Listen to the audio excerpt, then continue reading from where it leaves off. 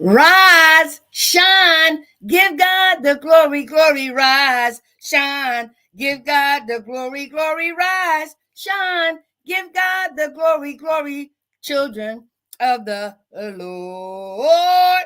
That's what my mama used to say every morning, getting her 6 children up for school. But the song goes, rise, shine, give God the glory, glory, rise, shine. Give God the glory, glory, rise, shine. Give God the glory, glory, soldiers of the Lord. Why? Because he chose you and me to rise with the love in our lungs to inhale and exhale. Breathe in his love and exhale his love. Because we were chosen for this day we will never, ever, ever see again. And for that, we should give him the honor, the praise, the glory, the hallelujah, the worship, and most importantly, the acknowledgement. God knows we need him, but he wants us to want him. And I want him like nothing else. All right. And so this day, I am presenting the Alcoholics Anonymous Daily Reflections for today, material and spiritual well-being. Wow. Incorporating the 5 agreements by the Ruiz family and transformational teachings by Dr. Sonja. However, this is the month of March, and it is the month where my mother was born. As a matter of fact, it was March the 23rd. March the 15th was my granny's birthday. Where they at?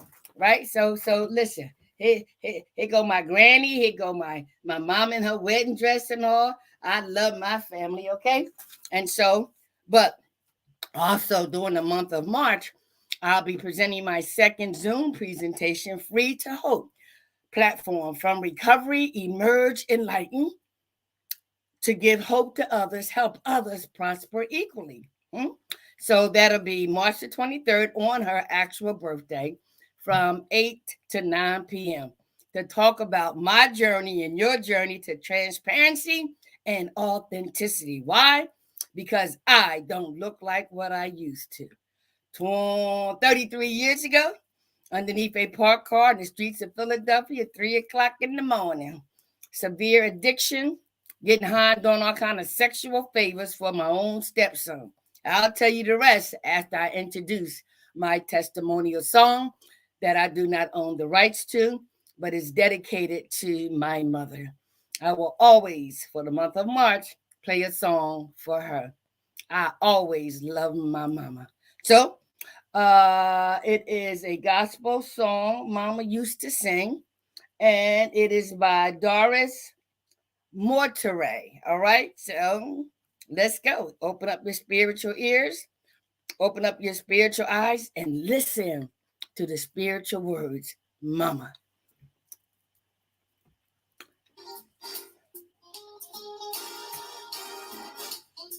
This is one of my mama's favorite songs. I used to hear on Sunday morning she would say, glory, glory, hallelujah. Since I laid my burdens down, yeah, glory, hallelujah. Since I laid my burdens down, but she said, I feel better, so much better. Since I laid my burdens down. My mama said, I feel better, so much better. Since I laid my burdens down. She said, we don't treat like they used to. Since I laid my burdens down. Yeah, my friends don't treat me like they used to. Oh, since I laid my burdens down. Oh, I remember Sunday morning. mama was in that little old church sitting back in the woods. And some old sister would get up and say, y'all let me sing my favorite verse. She said, well, down, Lord. Since I laid my burdens down, oh, burdens down, Lord. Burdens down, Lord. Since I laid my burdens down, Since I laid my burdens down. Glory, glory. Hallelujah. That was Mama's favorite word. Glory, glory, glory. And mine is to God be all the glory. Okay, so let me finish telling you some of the things that you will hear on March the 23rd on my Free to Hope platform, sharing with you my journey to transparency and authenticity. I don't look like what I've been through. So, usually, and if you go back to my previous podcast, you will see me in different wigs, a whole lot of makeup, and these dentures in. But as the Spirit leads me, and I talk about how God delivered me from underneath a parked car, 3 o'clock in the morning, getting high with my own stepson, how the mask had to go. And at that time, the mask was gone. And so I share that and I wear those elements to display the need to take the mask off, the physical mask off first. So I snatch that wig off, I'll wash off this makeup, and I even take out these dentures and say, how you like me now, right? But I keep them in for a purpose to articulate and to pronunciate, right? But I am so transparent and authentic. I can't stand myself, right? But I thank God for that because underneath that parked car 33 years ago on February 22nd, 1990, I was in my severe addiction that ended that 14-year vicious cycle, getting high and doing all kind of sexual favors with my own stepson, both at the age of 34. When we got high and everything was said and done, he transformed into a violent person. I transformed into a person who feared for her life. And as he administered a punch while I was sitting in the car, I jumped out the car, started running, and I got a flashback from my past when I played hide and seek. If I just get underneath the bed, they can't find me, they can't hurt me, they can't harm me. And as I continued to run, I saw the slew of cars, and I said, if I just get underneath one of those cars, he can't get to me. He can't kill me. I don't know what he was going to do. I only weighed 90 pounds, face all sunken in, dark circles around my eyes, hair all short and matted. Several teeth were missing. Stank, skank, anything else you want to say about me. That's what I was, the scum of the earth. That's how I felt. That's how I looked. And that was God's opportunity. But underneath that parked car, my flashbacks of my life continued. Edwina, you were the vice president of your class, co-captain of the cheerleader team. You even wanted to be a model and an actress and a phys ed teacher. What's wrong with you? Why are you underneath this car? Your family deemed you the smartest of the 6 kids. Really? Your children admired and respected you. Why are you underneath this parked car? Well, as my unknown disease of alcoholism continued, when I was 23 years old, as a prostitute, I got pregnant and I decided, made a choice that I never thought I would do to have an abortion. And for me, that is murder. I committed murder. I didn't want the world to judge me or criticize me, and I didn't want the father to know that I was carrying his child. So I took life. I said to myself, whatever happens to me, I deserve. So as my addiction progressed, I was raped several times, passed around like a bucket, called all kinds of names, spit on. Homeboys say, bitch, do me and do my boys too. And if you don't do it right, I'm going to sick this dog on you. You're either going to yield or you're going to die. And I yelled. I robbed dead bodies, stepped over dead bodies, saw dead bodies stacked up in the basement of young teenage boys who wanted to be drug dealers. hmm We as prostitutes would set them up, manipulate them, and the drug dealers made examples out of them. My daughter, who just turned 45 years old, God bless her heart. But it actually happened to one of my nieces. But I use my daughter as the model that during our addiction, we sell our own kids for drugs. And my daughter has her own construction company, and she helps teenage girls who are used for sex trafficking, a new trade, because she has her own construction company. But under the influence, we sell anything to get just one more. And so the suicide attempts, the jumping out of windows, falling off a roof, right? Jumping in and out of cars, underneath that parked car. I'm telling you, the self-loathing, the hatred, right? Because my family began to disown me. My children was embarrassed and ashamed of me. I hated myself, the hopelessness, the helplessness, right? And I just cried out, whoever they say you are, whoever they say you are, take me out this life now or show me a better way. I don't know you. They told me you was a punishing God, but take me out this life now or show me a better way. Voila, here I am on February the 23rd of 2023. We celebrated 30 years in this process called spiritual recovery. So let me show you how I did it, all right? So let's get to our topic today, right? And it is March the 21st. So let me take a sip of my ginger tea.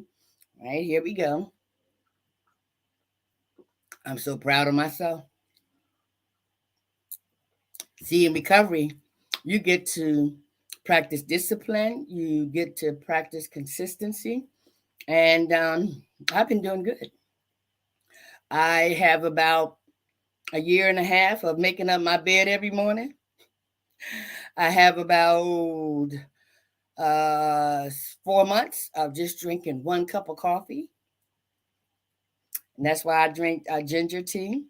And now I'm practicing uh, getting my house uncluttered so that I can have a clean space, an open space that will form into an open mind and open space up here, right? So recovery just teaches us that, we are creatures of habit, and there are some positive things that we need to do, constructive things that we should do.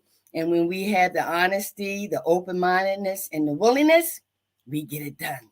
But one day at a time, all right? So I don't represent Alcoholics Anonymous. I don't represent the Ruiz family, nor do I represent Dr. Sonja, but I will be representing the God of my understanding who met me, delivered me, and prepared me from underneath that parked car to share with you this day. All right? So, March the 21st. Wait a minute, wait a minute, wait a minute, wait a minute. All right. So y'all know yesterday was my daughter's 45th birthday. Here she go. That means 45. Her daughter Alana, come on, happy birthday, happy birthday, happy birthday to you. You know that thing. How old are you? And my daughter would say, just wait. She said 45, right? So congratulations, my Tooga Boogie number one. And I also want to wish my nephews, Omar Wells. Today is his birthday, and a belated birthday to my nephew, Tony Shamal Hall, right? Oh, and I also have another birthday to recognize, and that's Virgil Austin Hall. He was born on my anniversary. So, all of y'all getting old, okay? So let's get to my topic for today. March the 21st of 1990, and it is my perspective of AA Daily Reflections entitled Material and Spiritual Well-Being, incorporating the five agreements and transformational teachings, okay? So open up your spiritual ears, open up your spiritual eyes, and let's read. Okay, let's get this out the way and let's bring this up here. All right. And the reading says March the 21st, Daily Reflections, Material and Spiritual Well-Being. Our co-founder takes a quote from the AA Big Book off of page 84 that states, "Fear of economic insecurity will leave us." And the person in recovery shares his perspective by stating, "Having fear reduced or eliminated and having economic circumstances improved are two different things. When I was new in AA, I had those two ideas confused. I thought fear would leave me only when I started making money. However, another line from the big book jumped off the page one day when I was chewing on my financial difficulties. For us, material well being always followed spiritual progress, it never preceded." And that's from page 127. I suddenly understood that this promise was a guarantee. I saw that it put priorities in the correct order, that spiritual progress would diminish that terrible fear of being destitute, just as it diminished many other fears. Today, I try to use the talents God gave me to benefit others. I have found that it I have found that is what others valued all along. I try to remember that I no longer work for myself. I only get the use of the wealth God created. I never have owned it. My life's purpose is much clearer when I just work to help, not to possess. All righty. I tell you, every day, these listen. We're going to dissect this thing this morning, okay? We got a whole, 13 minutes, all right? So let's even focus on the title, okay? Because y'all know I dissect, incorporate, and try to gain some understanding, right? What's being said, and material and spiritual well-being, all right? So when you hear the word material and spiritual well-being, what comes to your mind? Hmm? Material well-being and spiritual well-being. Then you will say, well, okay, materialistic, things, what? And you're talking about spiritual? What's that? Mm, Casper the Friendly Ghost? I don't know. And so when we are young, through the domestication process, as the Ruiz family discussed, and through our 4-step inventory of the spiritual principles, we learn where those attitudes, ideas, behaviors, right, actions, belief systems were first formulated, by whom and in what circumstances.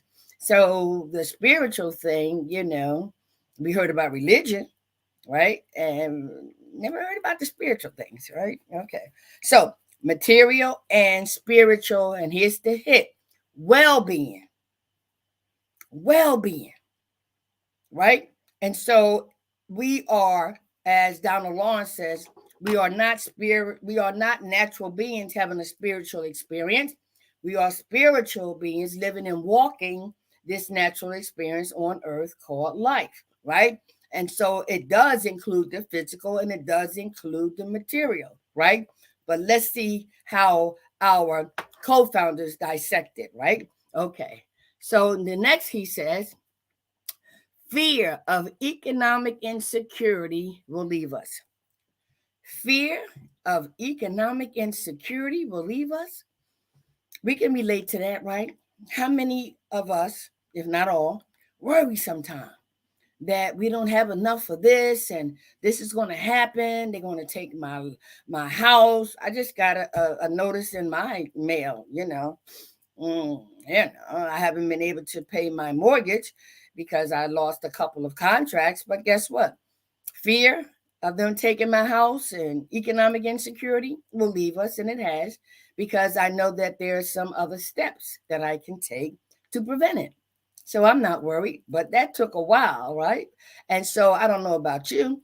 There were times when I like you said, lost the contracts or lost the job, and financially, oh my goodness, how am I going to make it?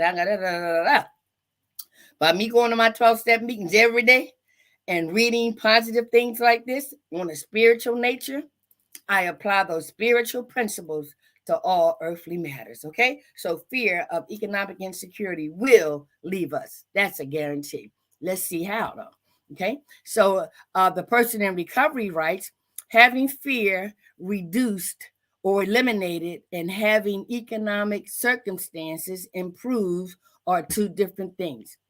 Having fear reduced or eliminated and having economic circumstances improved are two different things. You get that? Mm-hmm. Mm-hmm. Did you get that? Hmm? Right? Fear diminishes, right? It says fear reduced or eliminated and having economic circumstances improved are two different things, right? And so when you think about it, fear will be reduced or eliminated when it comes to economic situations that through this process improves. Okay, so let's see how he continues to process this. When I was new in AA, I had those two ideas confused. Okay, just like you sitting up here saying, "What are you talking about?" Right? Fear will be reduced or eliminated. You know, where let me get it right. Will having fear reduced or eliminated and having economic circumstances improved, right, are two different things. When I was new in AA, I had those two ideas confused. And so let's see how he deciphers it anymore. He says, however, another line, no, he says, I thought fear would leave me only when I started making money. How many of y'all can relate to that, right? And I can relate to it. And we always are told to compare things in our previous lives before we got into recovery. So you know how mm, as children, I have to speak for myself. I used to watch my mom and my aunt Margaret steal money from their men, right? And my mother, her husband, right? And I watched. And guess what I started doing? I started stealing money too, right?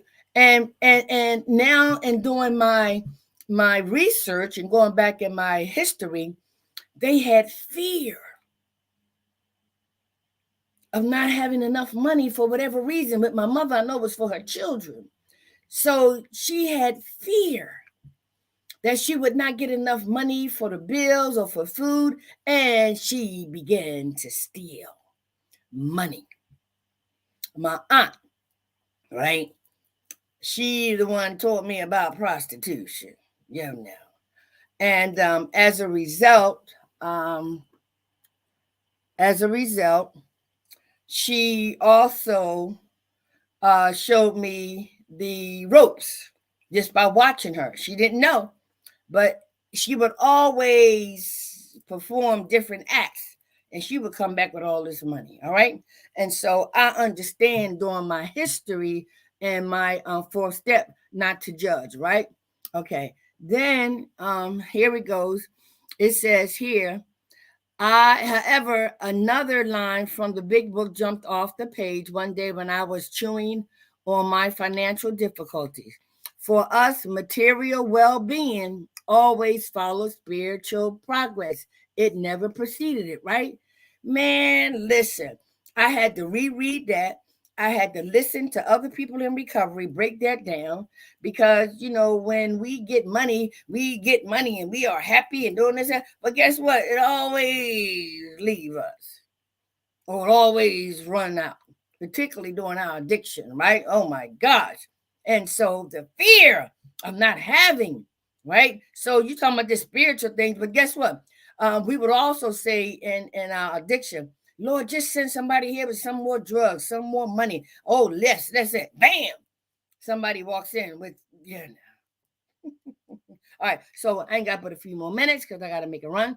All right, so then he says, right, um, However, another line from the big book jumped off the page one day when I was chewing on my financial difficulties. For us, material well being always followed spiritual progress, it never preceded it, right? So now that I'm applying these spiritual principles to all these earthly matters, I understand that statement. When I have my spirituality in check, anything and everything included, financial, whatever, is okay because it's going to work itself out. All right. So then he says, right, I suddenly understood that this promise was a guarantee. Oh, I could tell y'all, listen, hear from the horse's mouth. It is a guarantee. When we apply these spiritual principles to these earthly matters, especially using that serenity prayer, putting things in order and looking at what's really, really important, let's see how he continues to break that down.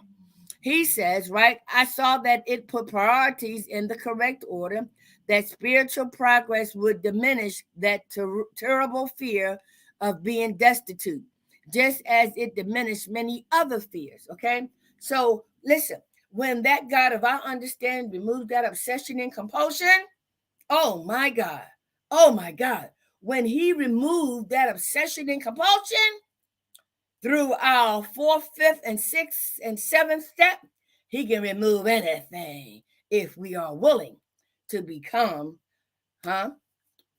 clear of our character defects, liabilities, okay? All right, so then the last few sentences said, today I try to use the talents God gave me to benefit others. I have found that is what others valued all along. Hmm? Huh? I try to use the talents that God gave me, not my body. The talents. I didn't know I had public speaking. I didn't know I could be an author. God gave me some talents, God given talents, right? But through this journey on earth, right, not understanding the spiritual aspect, I use material and physical things to get what I want. Oh no, but all that stuff put me underneath that park car 33 years ago. So I understand this. And if you come to open AA meetings, you can too. All right. And so I try to remember that I no longer work for myself. I only get the use of the wealth God created. You know, that's why when I go to work, I'm so happy. When I used to work for the city, they was like, why this girl, coming? I listen, I work for God. He did for me what no human being could do. And it says in our program, no human power could relieve our alcoholism that God could and would if he was sought. So the more I practice these 12 spiritual principles, now incorporating the 5 agreements by the Ruiz family, and definitely the transformational teachings by Dr. Sonja, I know who I am and whose I am, and I know who I work for. Oh my gosh, this little stuff here. Oh, I tell you, boy. Okay. And then he says, I never have owned it. My life's purpose is much clearer when I just work to help, not to possess. So, in closing, every day that I rise, I have an assignment, and that is to share my experience, my strength, my hope, my wisdom, my perspective on how this spiritual program applies spiritual principles to create spiritual awakenings, spiritual experiences, spiritual transformations to achieve a psychic change. During the month of March is the third step. We made a decision to turn our will and our lives over to the care of God as we understand Him. See, now I understand what Donald Lawrence says, right? This is the body that a lot of spirits use to get their way. And those adversary spirits, because of my domestication process, got me underneath that parked car 33 years ago when I had that knee bowing experience, right? That every human being will have one time or another. But that one knee bowing experience, most often through humiliation, will show you and me that we are not who we think we are. And we get to cry out to this what? Help me. And guess what? He does. All right. So I'm just an instrument. Yep, that God has given me some talents and some gifts just to help one more, just to help one more, just to help one more. Is it you? Is it you? So join me on March the 23rd, couple days, right? As I share my Free to Hope platform, from recovery, emerge enlightened to give hope to others, help others prosper equally, all right? So that we can just touch one more. But we can't give away what God hasn't given us. And He can't give it to us or reveal to us if we don't allow Him. I told you, He know we need Him, but He wants us to want Him. If it's His will that we are here tomorrow, I'll be back, and I pray that you too will be. If not, I'll see you another time. In the meantime, have a blessed, prosperous day. And if you serve Him and serve your fellow human being, it's guaranteed.